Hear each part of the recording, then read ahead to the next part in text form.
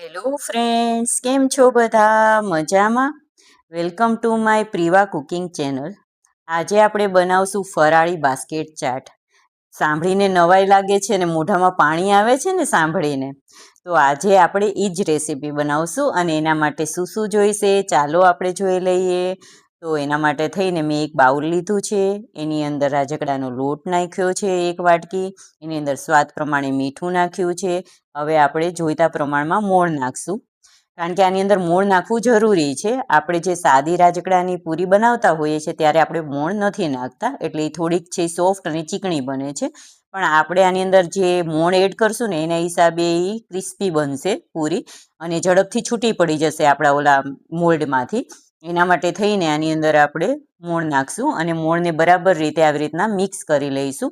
મેં આ નાની એવી વાટકી લીધી છે એટલે એ પ્રમાણે મોણ નાખ્યું છે. વધારે ઓછું હોય તો એ પ્રમાણે આપણે વધતું ઓછું મોણ મીઠું એ કરી શકીએ છીએ. અને આપણે થોડું થોડું પાણી એડ કરી અને આનો છે એ પરોઠા જેવો લોટ બાંધશું. બહુ ઢીલોય નહીં બાંધીએ અને બહુ કઠણય નહીં બાંધીએ, કારણ કે આ રાજગડાનો લોટ છે એ થોડોક હેન્ડલ કરવો અઘરો હોય છે એના હિસાબે. બસ આવી રીતના થોડું થોડું પાણી એડ કરતા જશું અને એની અંદર લોટ બાંધતા જશું. આપણે મેંદાની અને ઘઉંની તો બાસ્કેટો બનાવતા હોઈએ છીએ, પણ આ થોડુંક યુનિક છે અને મજા આવશે. બાળકોને આપણને પણ કંઈક નવું ખાવા મળશે, જમવા મળશે વ્રત ઉપવાસમાં. એટલા માટે થઈને મેં કીધું આજે આ રેસીપી આપણે શેર કરીએ. તો આવી રીતના છે એ થોડું થોડું પાણી એડ કરી અને એને મસળીને લોટ બાંધી લેવાનો છે.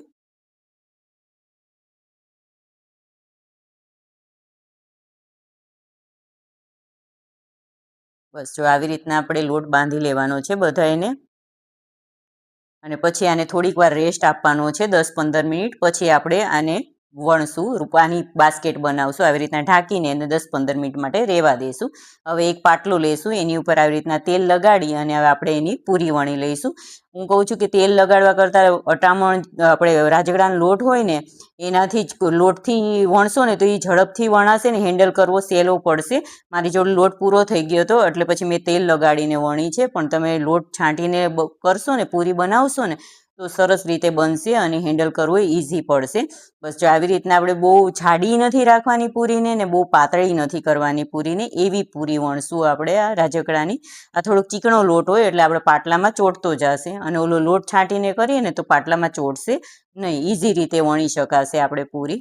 બસ જો આવી રીતના એને ધીમે ધીમે ઉખેડીને પૂરીને હાથમાં લઈ લઈશું અને પછી જે બાસ્કેટનું મોલ્ડ આવે છે ને એ લઈ લઈશું ને એની અંદર છે એને સરસ રીતે ગોઠવી દઈશું આ પૂરીને. જો આવું મોલ્ડ આવે ને એ લઈ લેવાનું છે અને એની અંદર આપણે આ પૂરીને વ્યવસ્થિત રીતે અંદર જવા દઈશું.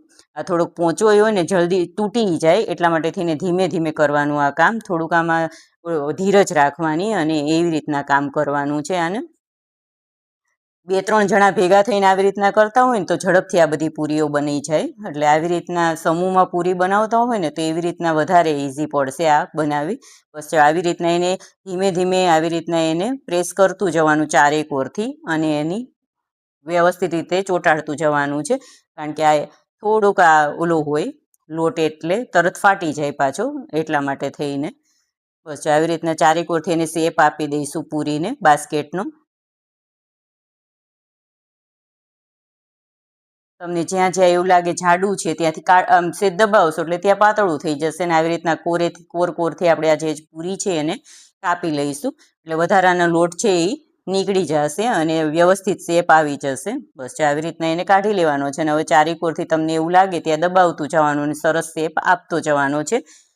એકવાર અંદર આવી રીતે વ્યવસ્થિત ગોઠવાઈ જાય પછી તો ન વાંધો આવે. એને થોડુંક એને અંદર જે જવા દેવાની પૂરી છે ને એને થોડુંક ગોઠવવામાં જ થોડીક વાર એવું થશે, પછી તો વાંધો નહીં આવે, પછી તો ઇઝી થઈ જશે. 1-2 પૂરીમાં થોડીક વાર લાગે, પછી નહીં વાર લાગે. આમાં ઇઝી જ છે. જો આવી રીતના આપણે બધી જ પૂરીને સરસ રીતે વણીને આવી રીતના શેપ આપી દઈશું બાસ્કેટનો. બસ આવી રીતના બધી જ પૂરીને જો સરસ રીતે છે આપણે કરી લઈશું. આટલા લોટમાંથી મારે 7 થાય છે બાસ્કેટ. તમારે જે પ્રમાણે કરવું એ રીતના વધારે ઓછો લોટ બાંધી લેવાનો. આ કદાચ આગલે દિવસે આવી રીતના બનાવીને રાખી દીધી હોય, આવી રીતના જ્યારે આપણને ટાઈમ હોય ત્યારે આપણે આ બનાવીને રાખી દીધી હોય તો જ્યારે વ્રત ઉપવાસ કે એકટાણું હોય ત્યારે આ ઇઝી રહે આપણા માટે થઈને. આ પછી ખાલી સર્વ કરવાનું જ રહે આ રીતે, એટલે આપણું કામ પણ ઇઝી થઈ જાય થોડું.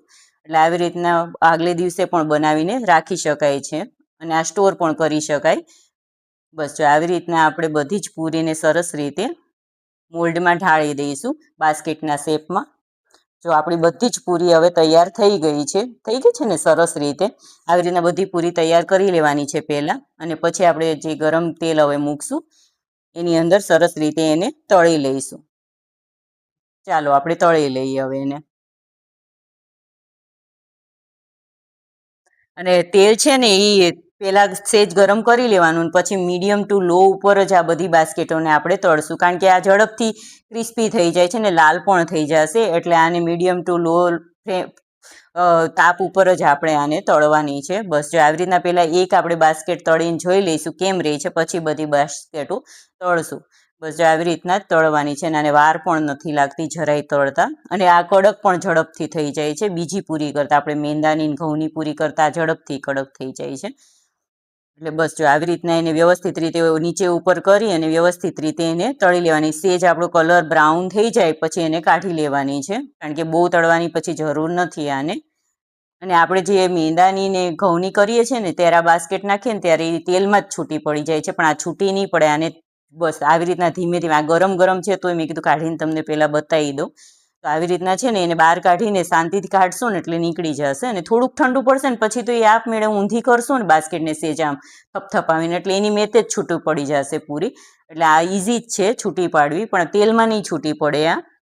બસ આવી રીતના આપણે બધી જ જે બાસ્કેટો બનાવી છે એને લો ટુ મીડિયમ ઓલા ઉપર છે ને આપણે તાપ ઉપર એને તળી લઈશું. થોડી થોડી આવી રીતના કોરને છે ને કાઢતું જવાનું. આમ સેજ ઓલી કરી નાખશો ને તો તેલ અંદરની સાઈડ જશે એટલે ઇઝી રીતે એ છૂટી પડી જશે બહાર કાઢશો ને પછી. બસ જો આવી રીતના બધી જ પૂરીને આપણે સરસ રીતે તળી લઈશું. અને જે એમ લાગે પહેલાં લાલ થઈ ગઈ છે ને પહેલાં કાઢી લેવાની, એક પછી એક એવી રીતના કાઢતી જવાની, નીચે ઉપર કરતાં કરતાં એને તળી લેવાની છે. અને ઝડપથી આ તળાઈ જાય છે. બસ જો આવી રીતના કોરને છૂટી પાડતી જશું અને એની અંદર નાખતા જશું તળવા માટે થઈને. બસ જો આવી રીતના બધી જ પૂરીને આપણે સરસ રીતે તળી લઈશું. બસ આવી રીતના ઊંધી કરીને પણ તળી શકાય છે. આવી રીતના જો આપણે બધી જ બાસ્કેટોને તળી લીધી છે. તો હવે એની રીતે જો છૂટી પડી ગયેલી દેખાય છે. બસ આવી રીતના ઊંધી કરશું ને એટલે એ તરત છૂટી પડી જશે. અને આ તૂટતી પણ નથી. કદાચ આપણને એમ થાય કે જોર કરશું ને તૂટી જશે, તો નહીં તૂટે. આ એટલી સરસ બને છે. જો આપણી બધી જ બાસ્કેટો હવે તૈયાર થઈ ગઈ છે. હવે એની અંદર આપણે જે બધી વસ્તુ ફિલ કરવાની છે ને એ બધી વસ્તુ હવે બતાવશું કે કઈ કઈ વસ્તુ એની અંદર નાખશું. તો જો 7 બાસ્કેટ મારે તૈયાર થઈ છે સરસ રીતે. અને હવે એની અંદર આપણે શું શું વસ્તુ નાખશું એ કહી દઉં. તો એની અંદર જો આ તળેલી સિંગ છે, ઘરની જ તળેલી સિંગ છે, એ નાખશું, એ લઈશું. પછી ઝીણી ઝીણી કાકડી સુધારીને લઈશું. પછી આ ફરાળી ચેવડો મીઠો આવે છે ને એ લીધો છે. તમને તીખો ગમતો હોય ને તો તીખો પણ લઈ શકાય.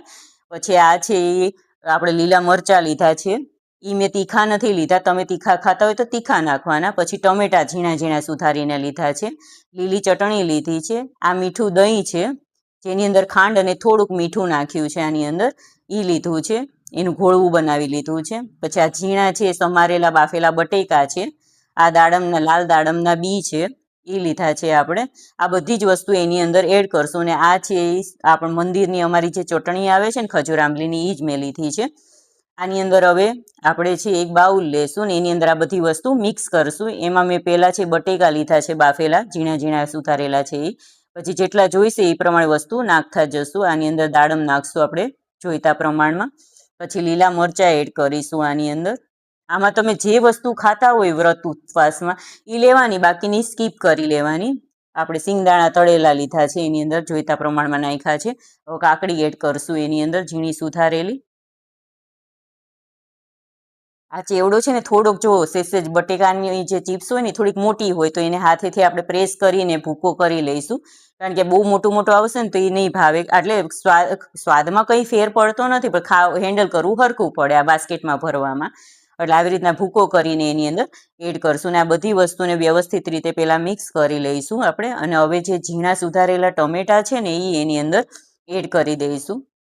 આવી રીતના મિક્સ થઈ ગયા પછી આપણે જે ઝીણા સુધારેલા ટમેટા છે એ એની સાથે એડ કરી દઈશું. બીજી વસ્તુ થોડીક રાખશું ઉપરથી એડ કરવા માટે. હજી આપણે એક ચાટ બનાવી છે બીજી, એ થોડીક સરપ્રાઈઝ છે, એ એના માટે થઈને થોડી થોડી વસ્તુ આપણે રાખશું.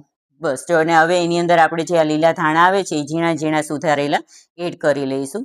હવે આની અંદર આપણે હજી કોઈ મસાલા નથી નાખ્યા, તો હવે થોડાક મસાલા પણ આના પ્રમાણમાં નાખવા પડશે, આ જોઈતા પ્રમાણમાં. તો એની અંદર મેં છે એ આ મરીનો પાવડર આવે છે એ એડ કરું છું અને મીઠું એડ કરું છું. બાકી તો બધા ચટણીમાં મસાલા આવી જ જશે. જોઈતા પ્રમાણમાં સ્વાદ પ્રમાણે મીઠું એડ કરી લેવાનું ને એ બધી વસ્તુને વ્યવસ્થિત રીતે મિક્સ કરી લેવાની. આ સિઝનિંગ છે ને એ જ્યારે આપણે બાસ્કેટ ચાટ ભરવાની હોય ને ત્યારે જ કરવાનું, એટલે પાણી બહુ છૂટું ન પડે આની અંદરથી સલાડમાંથી. એટલે બસ આવી રીતના મિક્સ થઈ ગયા પછી આપણે જે ચટણી કરી છે લીલી ચટણી એ એની અંદર થોડીક એડ કરી દઈશું, એટલે શું સ્વાદ આની જોડે સલાડમાં ભળી જાય વ્યવસ્થિત રીતે. અને આપણે જે આ દહીં છે ઘોળવું કરેલું એ પણ એની અંદર એડ કરી દઈશું. આ પ્રમાણમાં થોડુંક વધારે બનાવવાનું દહીંનું ઘોળવું મીઠું, કારણ કે આની જોડે બહુ સરસ લાગે છે આ ચાટની સાથે. આની અંદર તો બહુ ન નાખી શકાય કારણ કે દેખા ન સરખો આવે, એટલા માટેથી મેં ઓછું નાખ્યું છે. પણ અમે જ્યારે ખાધી હતી ને પછી ત્યારે આની અંદર વ્યવસ્થિત રીતે દહીં નાખીને ખાધી હતી, એટલે હું દહીં પૂરી જેવું લાગશે. હવે ખજૂરની ચટણી એની અંદર એડ કરી દીધી છે ને આ બધી વસ્તુને વ્યવસ્થિત રીતે આપણે હલાવી લીધી છે. હવે આની અંદર આપણે બાસ્કેટની અંદર એ બધી જ વસ્તુને ફિલ કરી દઈશું, ભરી દઈશું અને વ્યવસ્થિત રીતે ફિલ કરવાનું. થોડું નથી નાખવાનું, આખું ભરાઈ જાય ને બાસ્કેટ એવી રીતના આની અંદર નાખશું એટલે સ્વાદ સારો આવે આપણને આ બાસ્કેટ ચાટનો. અને આ ખાશો ને તો તમને ખબર જ નહીં પડે કે આ કઈ બાસ્કેટ ચાટ છે, આપણે જે રેગ્યુલર ખાતા હોઈએ એ છે કે ફરાળી છે, કોઈ નહીં ખબર પડે. એટલે વ્યવસ્થિત રીતે આપણે આખી બાસ્કેટો ભરી લઈશું આ બધી જ.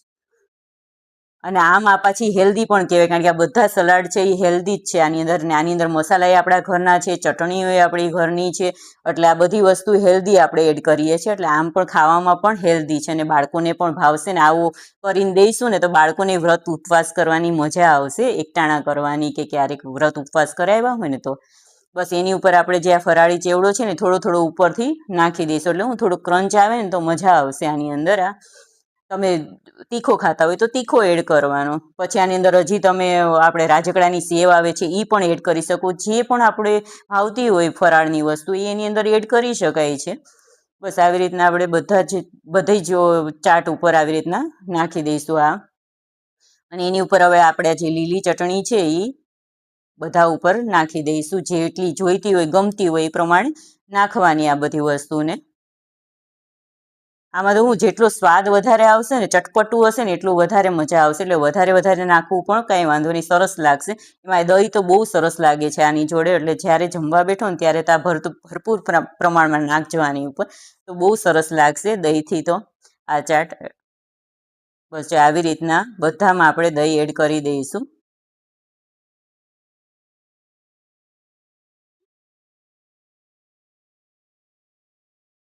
બસ આવી રીતના બધી ચાટ ઉપર આપણે આવી રીતના દહીંને એડ કરી દઈશું.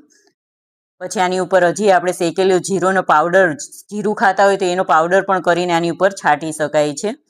હજી લીલી ચટણી પણ જો તમે આપણે જે મરચું આવે છે આપણે વઘારમાં લઈએ છીએ મસાલામાં લાલ મરચું, એ પણ આની ઉપર હજી છાંટી શકાય છે. બસ જો આવી રીતના થોડીક આપણે જે આંબલીની ખજૂરની ચટણી છે એ પણ નાખી દઈશું. અને હવે જે દાડમના દાણા છે એ ઉપર ગાર્નિશ કરી દઈશું થોડાની ઉપર. વધારે ગમતા હોય તો વધારે પણ નાખી શકાય છે. જ્યારે આપણે જમવાનું હોય એના પહેલાં જ આ બધી વસ્તુને કરીને તૈયાર કરવાની, કારણ કે હવે ચોમાસાની સિઝન છે એટલે થોડુંક પાછું ઓલું હવાઈ ન જાય એની ધ્યાન રાખવું પડે. એટલે હવે જો આ છે આપણી બીજી રેસીપી, જે છે વેફર ચાટ.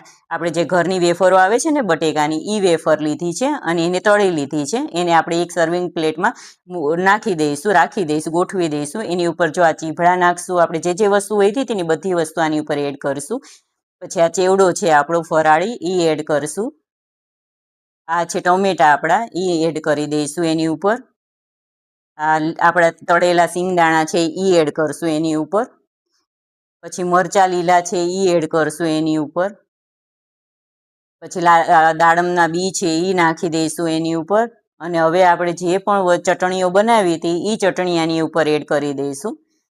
આ પણ બહુ સરસ ચાટ લાગે છે, કંઈક બીજી રેસીપી અલગ મળી જશે સાથે, એટલે જ્યારે બાસ્કેટ ચાટ બનાવો ત્યારે આ ચાટ પણ સાથે બનાવજો, એટલે બે રેસીપી મળી જશે બધાને. તો આપણી તૈયાર છે. આની ઉપર પણ આપણે ખજૂર આંબલીની ચટણી અને હવે ધાણા છાંટી દઈશું. જો તૈયાર થઈ ગઈ છે આપણી આ વેફર ચાટ પણ. લુકવાઇઝ કેટલી સરસ ને સ્વાદમાં એટલી સરસ લાગે છે આ ચાટ. તો એને હું ચાખીને કહું છું કેવી બની છે. આવી રીતના હેન્ડલ કરવું પણ ફાવશે. જો બહુ જ મસ્ત બની છે. તમે આ બંને ચાટ બનાવજો હવે જ્યારે પણ વ્રત ઉપવાસ આવે ત્યારે. બહુ સરસ બની છે। જો આવી રીતના બંને ચાટ બનાવજો। જો તમે મારી ચેનલમાં નવા હોય તો મારી ચેનલને સબસ્ક્રાઈબ કરજો અને વધુને વધુ શેર કરજો અને કહેજો કેવી આ ચાટ બની છે તમારાથી। આવજો બધા।